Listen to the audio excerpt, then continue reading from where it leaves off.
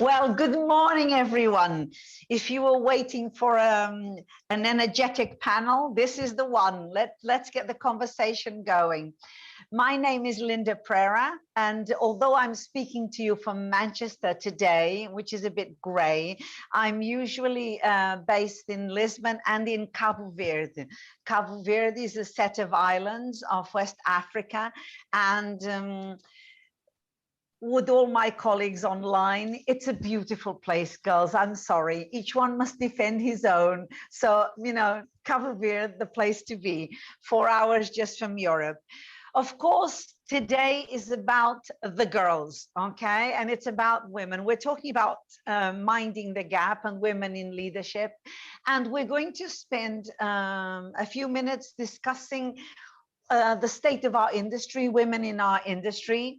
We're not going to talk about anything else, no COVIDs, no context, no nothing. It's about us today and what we do and our impact on the economy and how much we have contributed to changing the face of our industry, to advancing our industry, and how creative and how committed women are to bringing us all back with the same gusto and the same energy. I have with me three wonderful girls, okay, that I have the honor to know, to work with, and also now and then to complain about the fact that we don't move any faster than we're moving. So today we're going to look across Africa because each one will represent a different little corner of an amazing, exotic and impacting and creative place. So what I'm going to do, instead of me talking about them, which is not always what I like to do, I'm going to let them talk about themselves. I'm PCO. I run a communications company, a little bit in common with Doris, but she'll tell you about it in a moment. And it's a communications group, and it works out of Latin America, Africa, and Europe. And through my work, I get the chance to work with people like these three wonderful women. So I'm going to start with Doris Parsons. Tell us a little bit about yourself. Okay, and stop making us jealous of sitting in the sunshine. I'm here to do nothing but to show off people, but hey. Good morning, everybody, depending on where you're joining us from, but I guess it's morning all round. My name is Doris Parsons, and today I'm joining you from Dar es Salaam in Tanzania, East Africa. You know, part of Zanzibar, for those who are wondering, where's that? Well, that's where it is. And it's a beautiful morning. Yeah, I thought I'd take advantage of the lovely weather. So here we are. And I'm glad, Linda, that you mentioned girls in the beginning. I thought, yeah, that's the way to go. A lovely panel of girls right here. So yeah, Doris, who am I? Well, I'm a managing partner and co-founder of SRC Agency, which is a PCO, incentive planning house, and a communications consultancy that operates in Tanzania, Rwanda, and Kenya, and soon to spread our wings further. So that's something I'm very proud of, that we were able to start in Tanzania, and 5 years later, here we are, we're spreading our wings. For me, boldness is my middle name, Doris Bold Parsons. I mean, that is my name. I fear nothing, I go for it, and I'm not afraid of no's in my life, because a no is just, yeah, a no is just another, any no I get is just another step forward to my yes. And because of the line of work that I do, I had the opportunity to meet with Linda and Tess and Mulemwa, and here we are today. So absolutely love what we do. And yeah, a seasoned communication specialist, a mother of one 11-year-old who thinks she's 21, but here we go. She gives me a run for my money. And yeah, so right now I am in Dar es Salaam. I'll be here for a few weeks, then off to Nairobi, and then back in Rwanda, and then just keep doing the circles. I wake up in the morning and I don't know which country I'm in, but that's the nature of my job, and I absolutely love it. So glad to be here and looking forward to our discussions. Thank you. That's the nature of our industry. We're very privileged. And Tess, my dear, where are you calling us from? Well, good morning, Linda and my fellow fabulous panelists. I'm sitting in Cape Town today, glorious Cape Town, where it's about 6 degrees at the moment. But I hope it doesn't show. I'm not wearing my Michelin suit.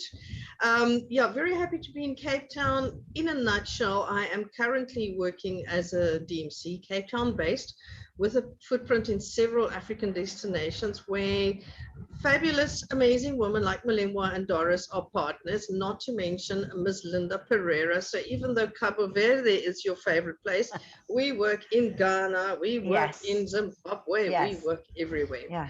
And then loving the African relationships. So my career started out by accident as a hotelier. And we'll talk about those challenges later because we know what a male-dominated world hotels have been in the past. But that also somehow made me, using the favorite COVID word, pivot, also by accident, into being a DMC about 20 years ago. So that's what I've been doing since the year 2000. But that has also opened the doors to SITE, which is the Society for Incentive Travel Excellence. And I've been president of the Africa chapter for a couple of years now. And that has just been a phenomenal experience and continues to be. Well, that's my story in a nutshell. That's excellent. One of the great things that I admire about women in general, but the three of you in particular, is that when you meet a barrier, you just pivot and go around it. And that's why I like you all. Malemwa, my dear, good morning, looking beautiful and colorful. Tell us about yourself. Oh my God. I know that before I start, I'm still praying a bird does something to Doris because she can't do this to us. So just putting it out there to the gods of sunshine. Can you do something to Doris? So yes, welcome to Lusaka in Zambia. So I will not brag too much about Lusaka, but I will tell you that I come from Zambia, which has the better side of the Victoria Falls. I'm only being nice because I know there are people from Zimbabwe watching and the debate still goes on. So I am putting it out there. I come from the country that has the best side of the Vic Falls.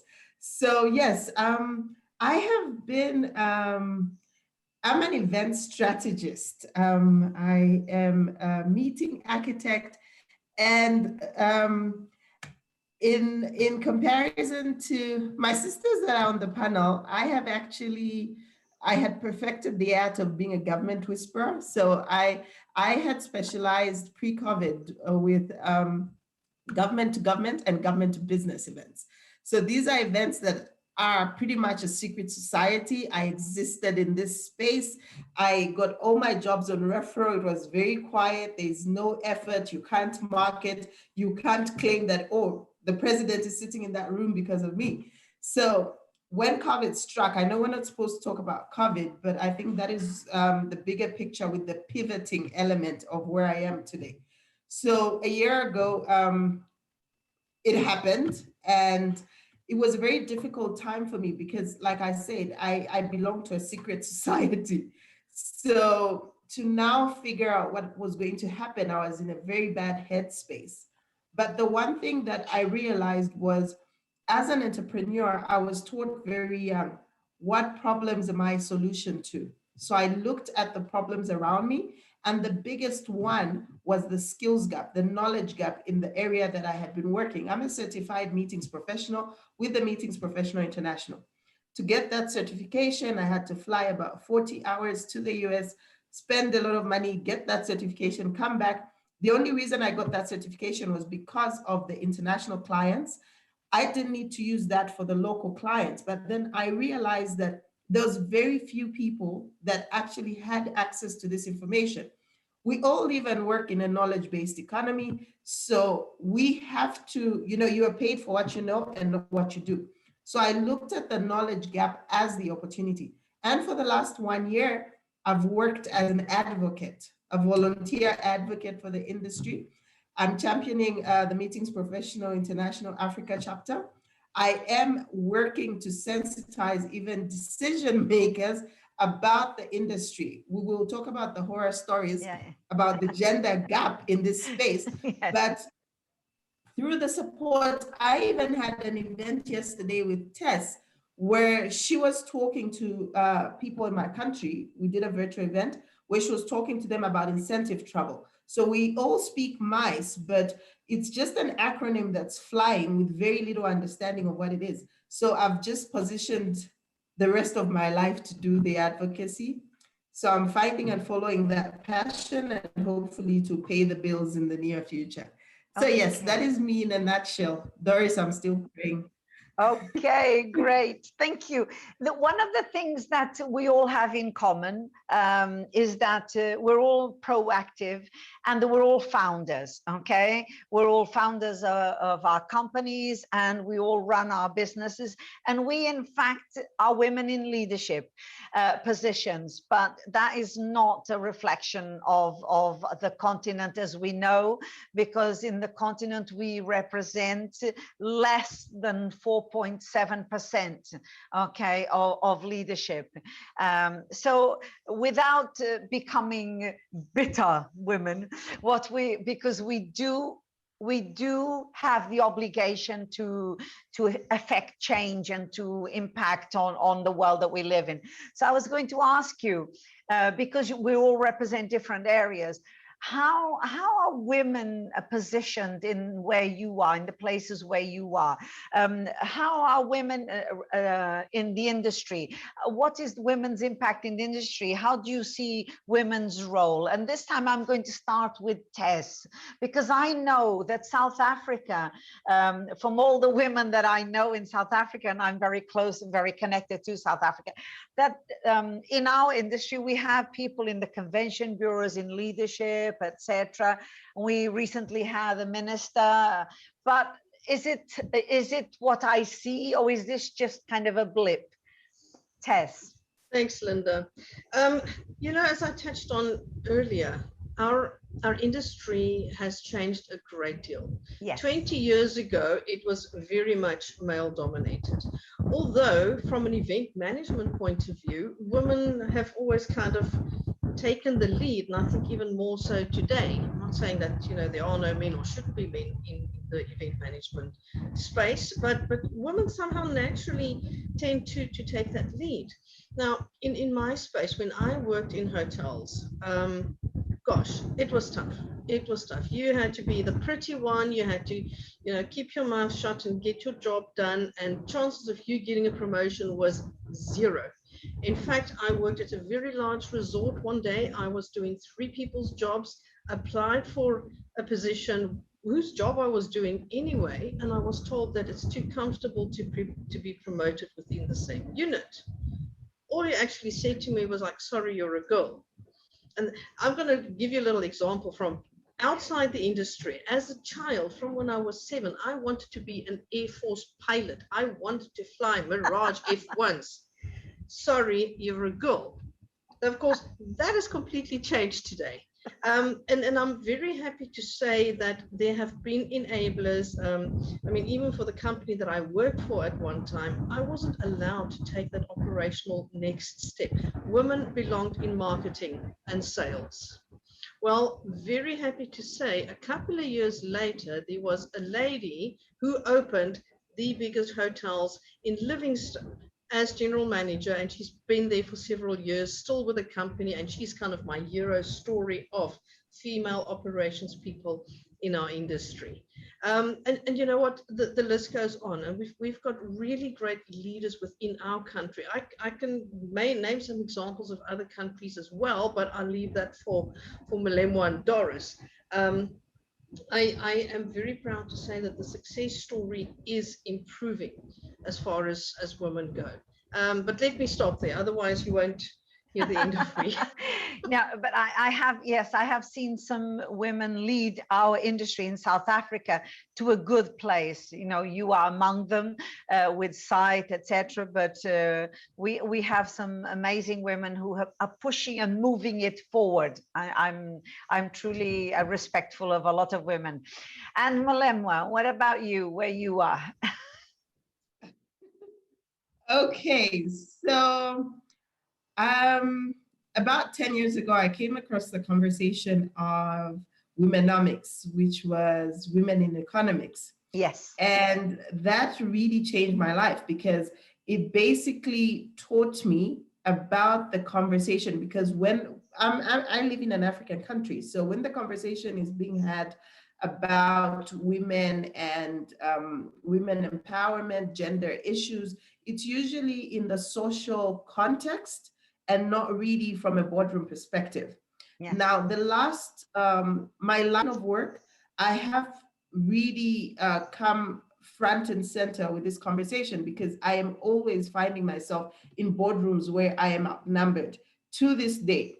Last year, I went on this crusade where I'm slaying, you know, I have this whole cape and I'm saving the industry. I want to have conversations. I kid you not, every time I am speaking to somebody, I am the decision maker is a man. We are, you know, we outnumber men in terms of industry participation as women. Yes. But even from my perspective, as a planner, I'm a coordinator, this is how much I'm getting. The AV company, which is usually the guys, the audio and visual people, the staging people, they are getting the bigger part of the check. And I'm like, how are we not entering this space? So from an entrepreneurship point of view, I think women enter this space usually by accident in survival mode. A lot of us, you know, pivoted into it and we're like, oh, you know, this is some good space. I'm making some good money. But we actually didn't explore and we found ourselves in a comfort zone. So like I'm saying, I've known for the last 5-10 years that I'm paying more to the AV guy, but I've never even thought, should I invest in staging? Should I invest? I don't want the hard work. But we're again in a knowledge economy where it's not about macho skills, it's about what I know. So it is for me the struggle that continues because when our country started having conversations about the recovery of tourism, I watched in horror as our minister sat down with industry players who were venue owners, facility owners, and they were having this dialogue about industry recovery.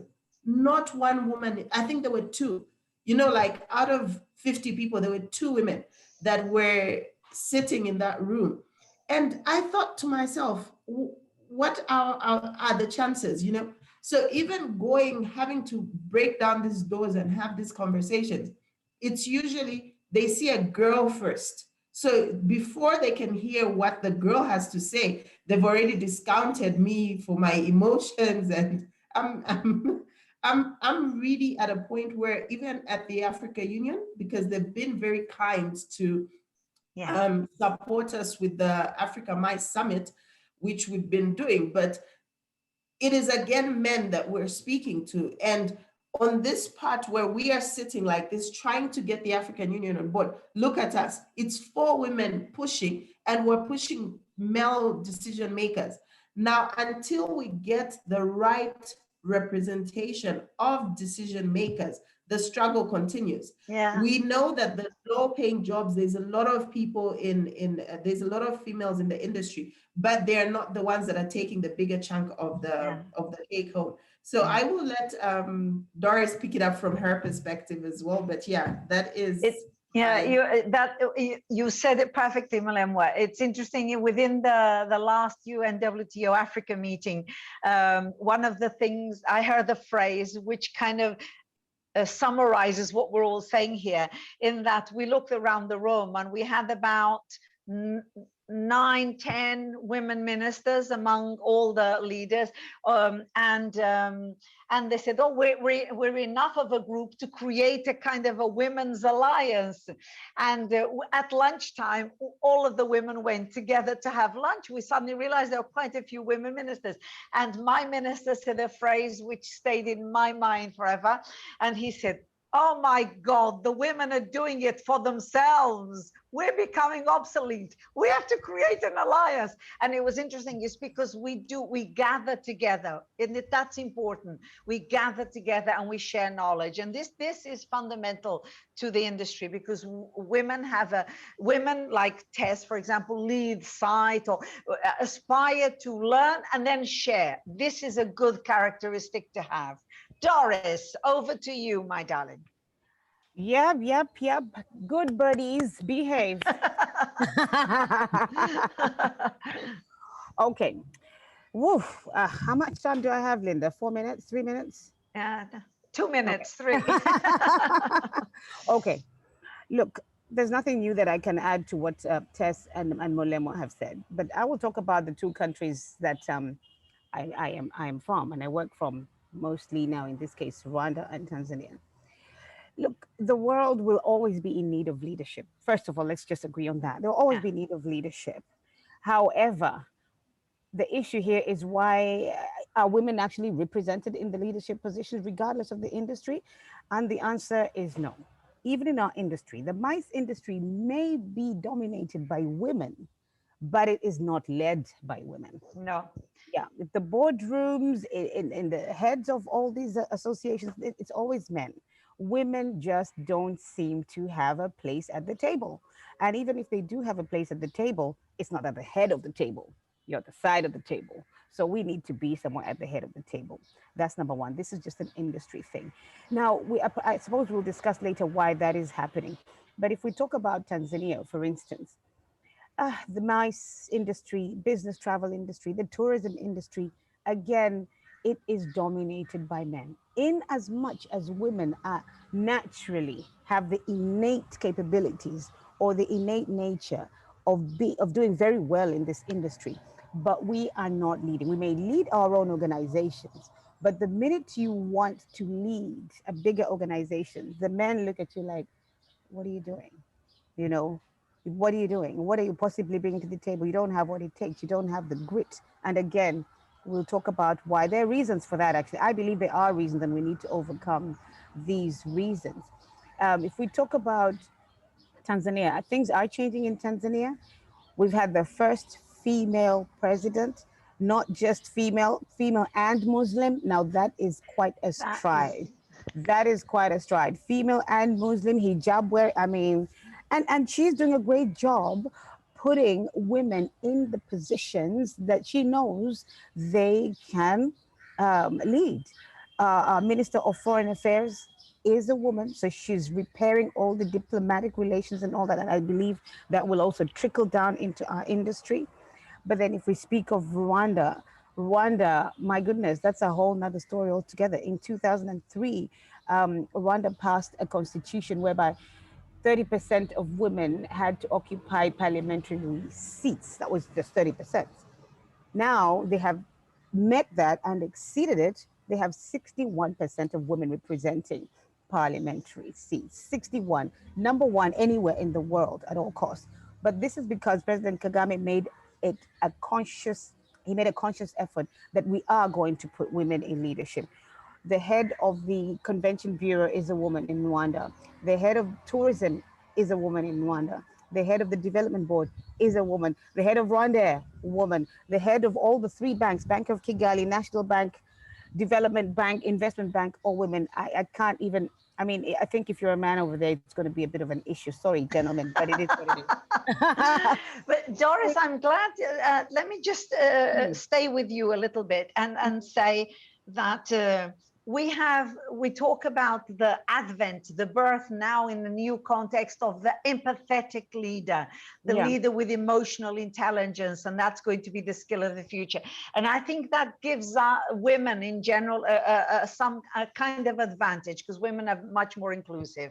Exactly. And also the fact that all four of us met and we got together, and even and we immediately thought of creating an African PCO alliance. You know, we all automatically thought of that.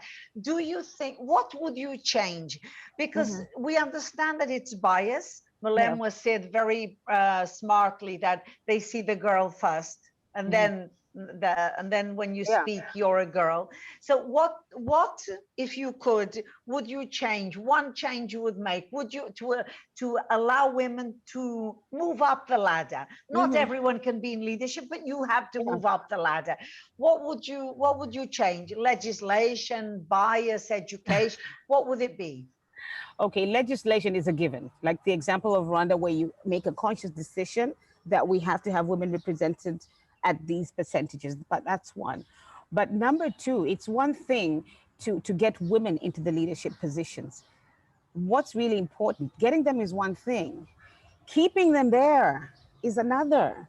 Women fall off the management and leadership radar so quickly. They may get there, they just don't stay there. And probably because as a woman, once you're married, then you have, and if you get these positions at a young age, next thing you know, you have to look after families, you have to bear children and the rest of it. The organizations that we work for do not have policies in place that can support your leadership journey whilst you need to take time out to raise your family. Also a very important leadership role, not paid, but a very important leadership role.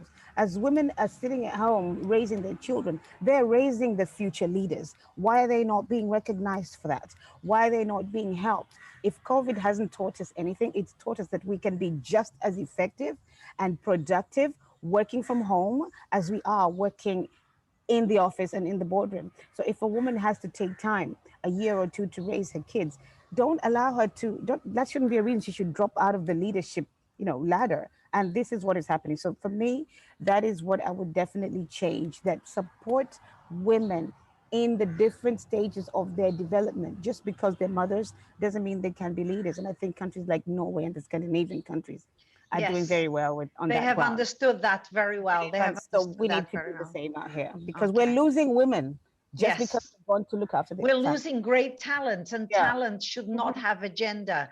Yeah. Talent should not have agenda. Mhm. So, Mulemwa, what would you change? Can I move to Rwanda? Is that an option? Please, come on. Good one. That's a good one. Well done. So, what change would Okay, you have, so would you here's work the for? thing. I think having so I had a major disruption 3+ years ago when I had a baby. So that was quite interesting. So the past 3 years, she still needs me. I still need her to, to have her mom. But I think I learned from experience the issue of presence versus productivity. So I'm still able to be a mom and to be able to work. There are pictures of me in places with her on my back, me, queuing the production crew with her on my back, me with her at midnight in setups. This is not the ideal situation. And if I had an employer, it would be issues, because I don't think an employer would provide the benefits and the room that it allows me, because it's my business. Now, having said that, I think for too long the conversation about women is primarily had with women. We are raising children that go to school with the same ambitions. They don't understand this gender conversation. I went to school and I had better grades than boys. I didn't know that I had to, like my brain was softer than the boy's brain or something. I got through life, and I've gotten to be an adult that is not restricted by my physique, because I go into these rooms and it is on merit. And that for me is the bigger conversation. Like Doris said, we fall off because sometimes organizations want to meet a quota. So you're going to get women who are not qualified, and then because you want to meet a certain number, you just elevate, and then they are not able to cope, and then you're like, oh, because it's women. And then the next decision you are going to be making, are going to be basing the failure of the ill-qualified woman to, as the standard of women performance. So for me, I would change the conversations that we have. Even now, we're having a conversation. We are among women. We are in agreement. We know our grievances. It is the men that we need to, get into the room to understand that when I am getting, 6 months of maternity leave, when I come back, it means the organization left me 6 months ago.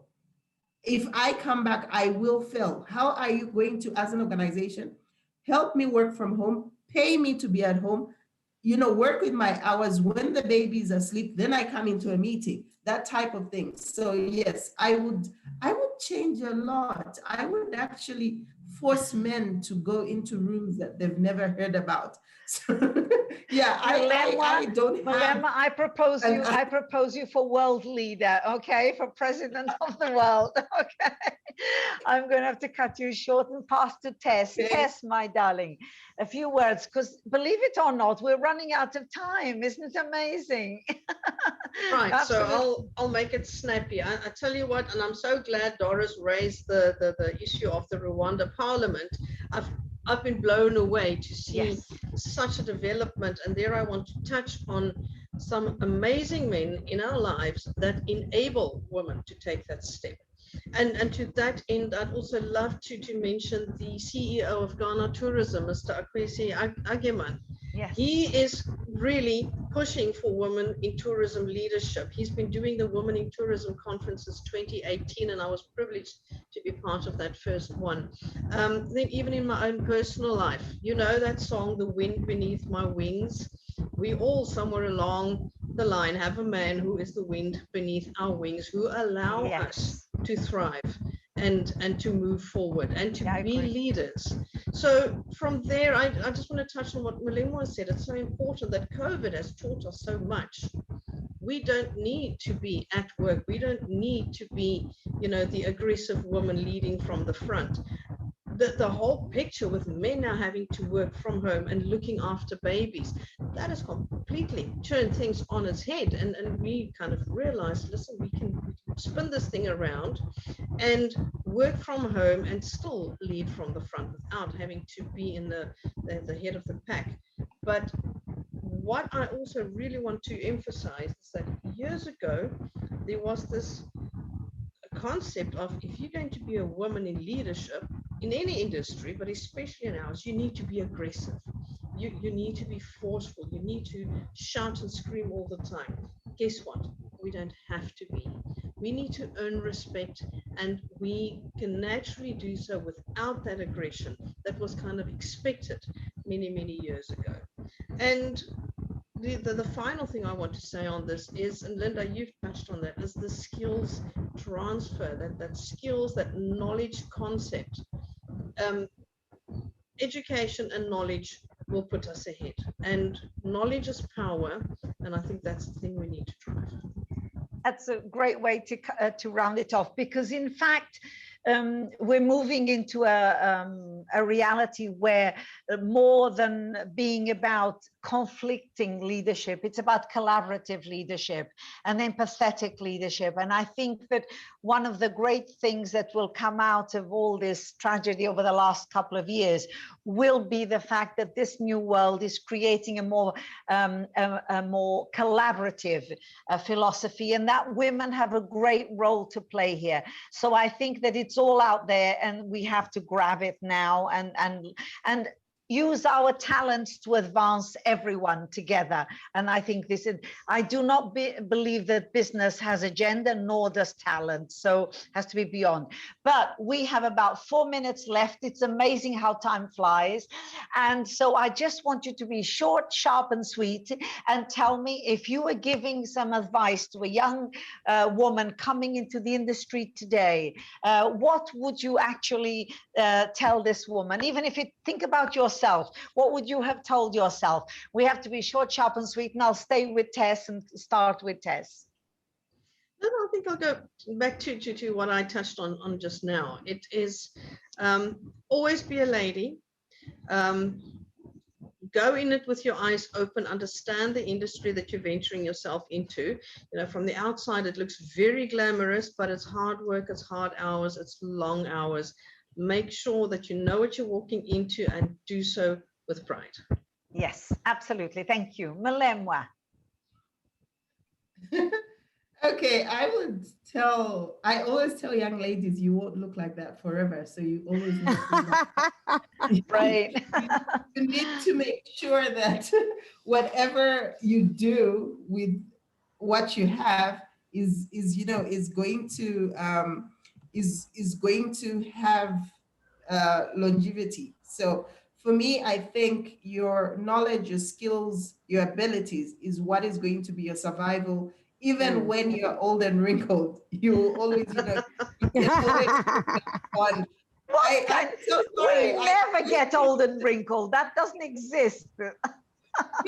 But I'm just, yeah. So I'm just saying, for me, I think when we're a certain age and growing, and Yes. especially in Yeah. tourism, we Yeah. kind of are exposed to too much as young women. And Yes. having grown up in the industry, I have learned firsthand that I always have to, be a good girl. Like there is, there are higher prices to pay. I don't think this is the right platform for the conversation. Yeah, I agree. I agree, Malemwa. I know what you mean. So yes, Thank you. you Yeah. won't look like that forever. Go to school. Yeah, brilliant advice. And Doris, my darling. Right. Well, the advice that I would give to myself and to any of the younger me, basically, and any other young lady is that, look, work smarter and not harder. Working hard might not get you where you need to be, not just in this industry, but anywhere else, but work smart. And how do you do that? Seize opportunities as they come without fear. Fear is what's stopping women from being the best that they can be. Stay true to your values, and somewhere along the way, you will be valued for your beliefs. That's always what happens. And number three, have a positive mindset. Always just have a positive mindset. Go in there knowing that you can do it. You're good enough to do it. You're just as good as anybody else, and don't let anyone or anything tell you otherwise. Just go for it. Absolutely, best advice. I would close by adding my 2 cents into this conversation and saying that I've always been told by my grandmother that we have two hands. Women have two hands. One is to grab the ladder, and the other one is to bring someone up with you. Mm-hmm. This has been the philosophy of my education. It has been the foundation of all my beliefs. I cannot conceive climbing without bringing someone up with me. Women have this great talent, and I truly believe that that is what we do innately. We do this naturally. Let's make it sure that we do it in business, that we do it in work. For women, it's more about as Molemwa said, what you know, and keep learning. And for God's sake, get a mentor. I don't care if it's a man or a woman. Look for someone who is who you want to be, who has the life you want to live, who works in the industry you want to work with, that you admire, that you say, I could be this person 20 years from now. And speak to them, approach them and say, would you please be my mentor? Tell me how you moved forward. Because it's about having role models. You cannot be what you cannot see. And please, to all the women out there, if someone approaches you and they're young and they need a guidance and they need a mentor, make sure that you look with gentle eyes and understanding eyes at these people. Women are under 5% of leadership in Africa, although we are 69% of the industry. And it is very, very important that we change that ratio. 64% of all promotions, even today, go to the man when they are at the same level, okay? And we have to change that. And it depends on us. Yes, everyone's right. It depends on the men, but it also depends on us. It's about attitude and helping each other. So thank you for spending, oh, you amazing, lovely ladies, for spending the morning with me. Tess, Molemwa, Doris. These are amazing women. If you get the opportunity to work with them, please reach out to them. They're easy to find because we're everywhere nowadays. Reach out to them. You will be sorry if you don't. Okay, great women in Africa ready for your business and to partner with you. Thank you for spending the morning with me, girls. And I think we did it. Okay, go on breakfast and enjoy your